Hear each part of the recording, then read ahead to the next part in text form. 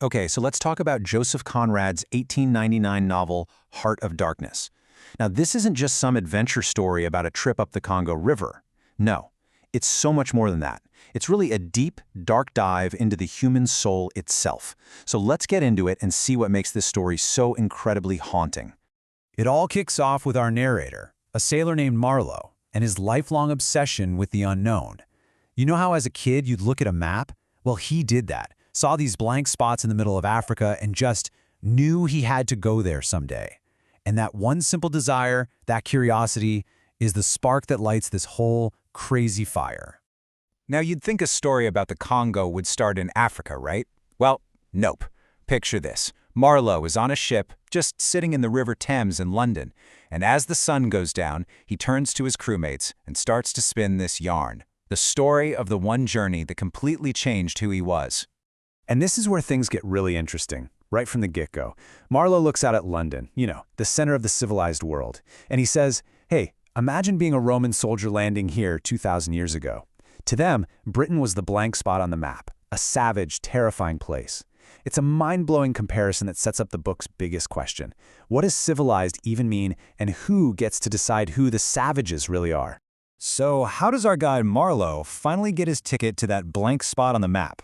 Well, he manages to get a job as a steamboat captain for a Belgian company. The catch? He's replacing the last captain, who was just killed by natives in an argument over some chickens. Yeah. On paper, the company's mission sounds, well, pretty noble, right? They're all about bringing progress and civilization to Africa. But the second Marlowe's boots hit the ground, he sees the brutal, ugly truth. It's not progress, it's a chain gang of slaves. It's not civilization, it's total exploitation for a tiny bit of ivory. The hypocrisy is just staggering. In the middle of all this chaos, this complete mess, Marlowe starts hearing things. Just whispers at first. Whispers about this one guy, one agent for the company, who's actually getting things done. And the first person to drop the name is the chief accountant, a guy who is obsessed with keeping his shirts perfectly white in the middle of all this filth. He talks about a Mr. Kurtz, a first-class agent who brings in more ivory than everyone else combined. So right away, this Kurtz isn't just a man, he's already becoming a myth. All right, so Marlowe has to get inland to the central station to pick up his steamboat. It's a long, miserable trek. And what does he find when he finally gets there? His steamboat sitting at the bottom of the river. Fantastic! And here's the thing, it doesn't feel like an accident. The boat is sunk, the special rivets he needs to fix it, magically they never seem to arrive. The station manager is this weird, empty person who just gives him the creeps. Marlowe quickly figures out this isn't just bad luck, it's deliberate. And then, he literally overhears the manager plotting against Kurtz. Clearly, Kurtz is making somebody very nervous. So you can imagine what's going through Marlowe's head. Every bizarre delay, every whispered rumor, it all just adds to the legend of Kurtz. Is this guy a hero, a genius, or something else completely? For Marlowe, finding him is becoming a total obsession.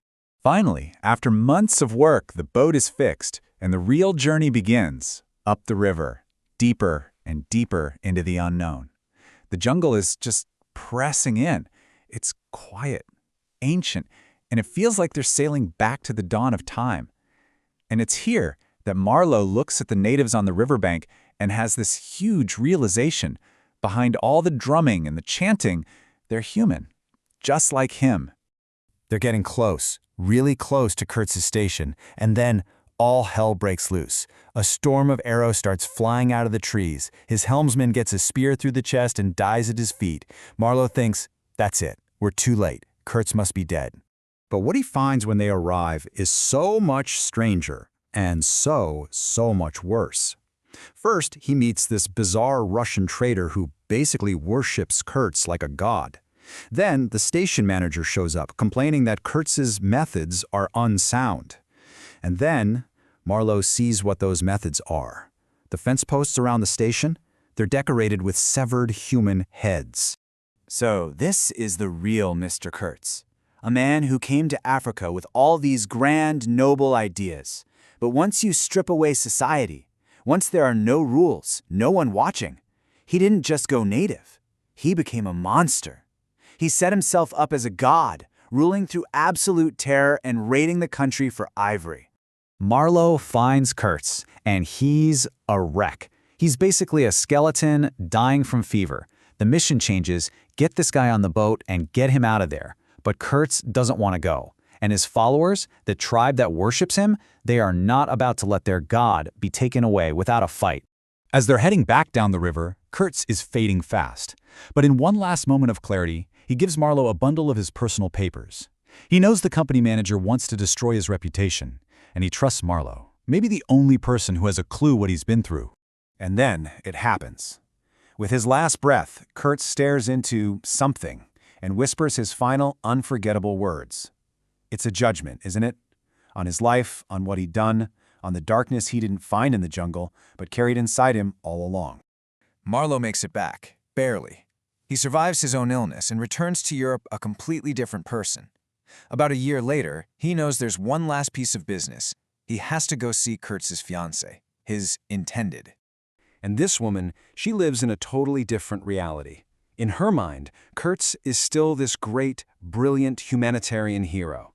His memory is all she has. And then she looks at Marlowe and asks the one question he absolutely cannot answer honestly. So what does he do? This man who has stared into the absolute abyss of truth? He lies. He looks at her pure, grieving faith, and he just can't bring that awful, horrifying darkness into her world. He can't tell her Kurtz's last words were the horror, the horror. So he gives her a beautiful, comforting lie instead. And that's where the story leaves us, with this massive, uncomfortable question. Think about it. The guy who journeyed into the heart of darkness and saw the truth about what we're capable of ultimately chooses a lie. So what was it? Was it an act of cowardice, a final failure? Or was it an act of compassion? Maybe that lie was his only way to protect the fragile illusions we call civilization. It really makes you wonder, doesn't it?